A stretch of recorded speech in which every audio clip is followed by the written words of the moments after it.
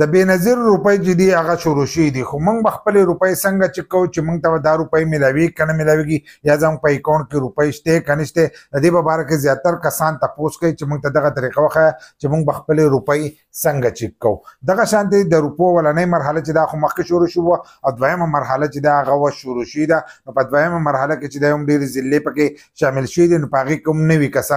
نوي کسان دي نو هغه به هم خپلې روپۍ راخلي هغو ته پته نه لګي نو دا ویډیو معلوماتي او د غریبانو دپاره نو تاسو دا ویډیو رالی دا مخکې شیر کوئ چې نورو کسان ته هم ورسي نو د بېنظیر روپۍ چې دي 13,500 روپۍ چې دي دا شروع شوي دي نو ځینې کسان دا خبره کوي چې موږ به خپلې روپۍ چې دی دا به چک کوو څنګه تاسو خپلې روپۍ چې دي ښه په اسانو سره چې دی دا چک کولی شئ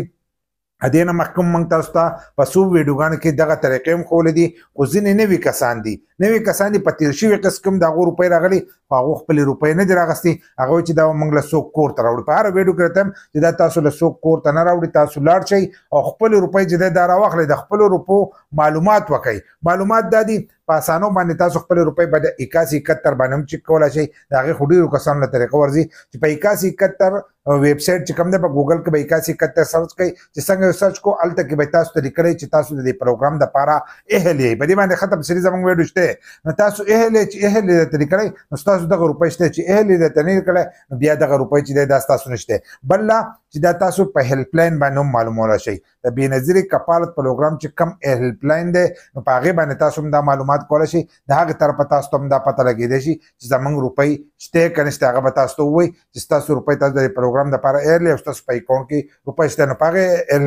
هیلپ لاین باندې هم چک کولی شئ بل لا چې کوم ځای کې روپۍ میلاویږي نو هلته کې چې کله تاسو لاړ شئ نو تاسو ته پته ولګېږي چې ستاسو په اکاونټ کې روپۍ تاسو ته به روپۍ میلاو شي که ستاسو په اکاونټ کې روپۍ نه نو تاسو ته به دغه روپۍ چې دي دا به نه میلاویږي بله طریقه چې هغه زیاتر کسانو ته چې دی په دغې طریقه باندې پته لګي چې هغو ته هغه روپۍ چې دی دا میلاویږي کله چې تاسو رجسټریشن کوو رجسټریشن او تاسو رجسټریشن نتلی او په هغه وخت کې تاسو کم نمبر ورکړی نو ډېرو کسانو ته د هغې په هغه نمبر باندې چې دی میسج راځي خو د 8171 نه ورته میسج راځي د 8171 نه چې درته میسج راغی ډېرو کسانو ته میسج راشي د نمبر نه نو هغوی زموږ روپۍ راغلي نو ستاسو روپۍ نه راغلي چې د 8171 نه درته میسج راځي نو تاسو ته په هغې کې لیکلي چې ستاسو 13,500 روپۍ دي او په فلاني بینک کې دي تاسو لاړ شئ او خپلې روپۍ چې دی دا راواخلئ نو ځینې کسان وایي الفلا بینک چې دی هغې ته به ځو نو الفلا بینک ته به نه ځئ کوم ځای کې چې روپۍ میلاویږي هلته به لاړ شئ هلته کې به تاسو ته دغه روپۍ چې دي دا میلاویږي نو په دې طریقو باندې تاسو خپلې روپۍ چې دی دا چک کولی شئ